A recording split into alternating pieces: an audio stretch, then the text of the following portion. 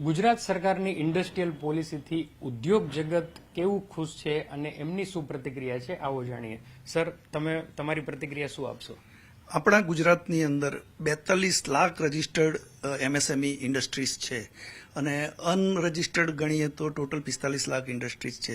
આ ગવર્મેન્ટનું જે bold initiative લીધું છે ગવર્મેન્ટે, એનાથી ઘણું જ બેનિફિટ છે એમએસએમઈ ઇન્ડસ્ટ્રીને.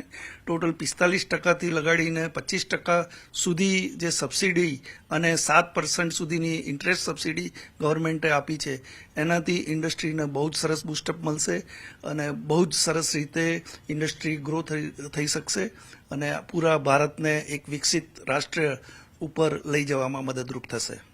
અચ્છા, મહિલાઓને પણ ફોકસ કરવામાં આવ્યા છે, તો તમે એઝ એન વુમન એન્ટરપ્રિન્યોર આ પોલિસીથી કેટલા ખુશ છો અને આના ઉપર શું કહેશો?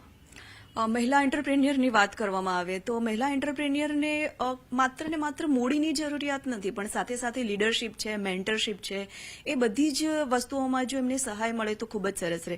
તો મહિલાઓ માટેની વાત કરીએ તો મેન્યુફેક્ચરિંગ સેક્ટર અને સર્વિસ સેક્ટરમાં પણ મહિલાઓનું યોગદાન ખૂબ જ વધારે આવે, એટલા માટે વર્કિંગ વુમન હોસ્ટેલની પણ જાહેરાત કરવામાં આવી છે કે જ્યાં જ્યાં મેન્યુફેક્ચરિંગ સેક્ટર્સ આવેલા છે ત્યાં વર્કિંગ વુમન હોસ્ટેલ્સ હોય, સાથે સાથે મહિલા એન્ટરપ્રેન્યોરશીપ માં આગળ આવે. એના માટે જ્યારે એ લોકો રેન્ટ પે કરે છે તો 75% જેમનો રેન્ટ પે કરેલો છે ત્યાંથી 5 લાખ રૂપીઝ અને ટીલ 5 યર્સ સુધી પણ મહિલાઓને રેન્ટમાં રાહત આપવામાં આવેલી છે.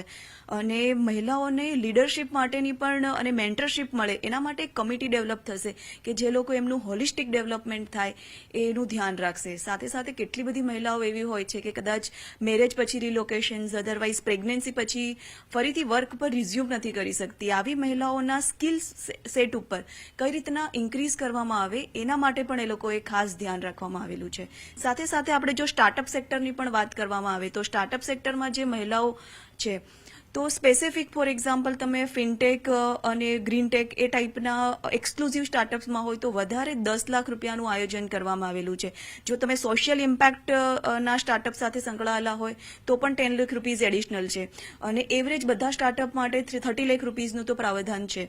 તો ટોટલ 50 લાખ રૂપીઝનું સ્ટાર્ટઅપમાં પણ આવી રીતના બેનિફિટ્સ છે. સાથે સાથે ઇન્ટરેસ્ટ સબવેન્શનની વાત કરીએ તો 1% થી 9% સુધીનું પણ ઇન્ટરેસ્ટ સબવેન્શન એનામાં ટર્મ લોનમાં છે.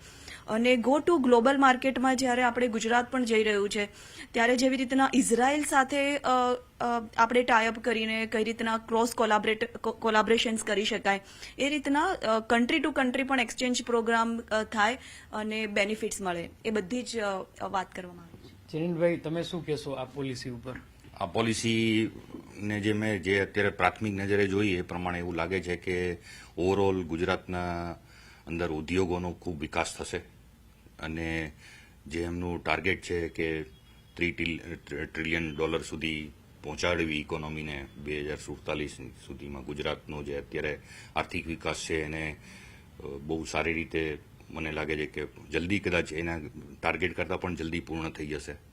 અને એમણે ઓવરઓલ એગ્રીકલ્ચર ને પણ ધ્યાનમાં રાખીને પણ એગ્રીકલ્ચરની અંદર ફૂડ પ્રોસેસિંગને પણ એમને ધ્યાન આપ્યું છે.